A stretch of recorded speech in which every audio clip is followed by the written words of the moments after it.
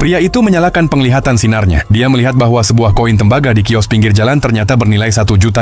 Dia segera bertanya pada penjual berapa harganya. Penjual berkata koin itu seharga $10.000 per keping. Pria itu menawar hingga $100. Penjual mengira dia bercanda dan langsung menolak. Pria itu lalu pura-pura pergi. Benar saja, penjual memanggilnya kembali dan menawarkan harga akhir $2.000. Namun pria itu tidak punya uang sebanyak itu. Jadi dia meminta penjual untuk menahan koin tersebut dengan alasan akan kembali membelinya nanti. Kemudian pria itu pergi ke kios barang antik lain. Penjual di sana terkenal suka menipu pelanggan. Dia mengira pria itu hanya target mudah, tapi pria itu membongkar semua barang palsu di kiosnya. Saat semakin banyak orang berkumpul menonton, penjual itu cepat-cepat menyerahkan segepok uang pada pria itu, memohon agar tidak menghancurkan usahanya. Penjual pertama menjadi ketakutan dan langsung membereskan koin itu. Ketika pria itu hendak membayar, penjual bersikeras memberikannya secara gratis, tetapi pria itu tetap bersikeras untuk membayarnya. Lalu dia pergi ke sebuah toko barang antik untuk menjual koin itu. Di sana dia bertemu dengan kapten pemandu sorak dari SMA. Gadis itu sedang memegang sebuah porselen untuk dinilai. Pemilik toko dengan yakin mengatakan bahwa itu barang antik dan bernilai setidaknya $5 juta.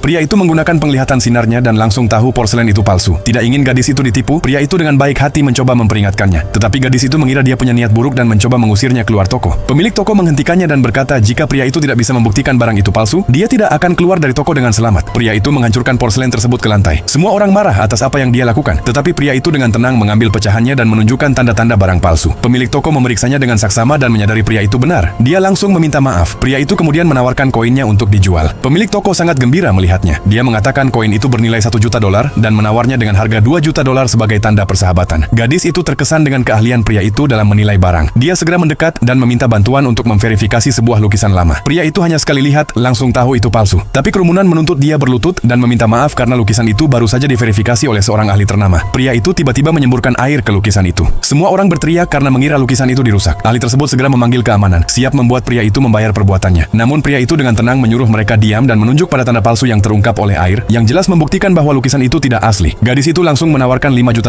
sebagai tanda terima kasih karena telah mengidentifikasi barang palsu tersebut. Semua orang terkejut pada saat itu.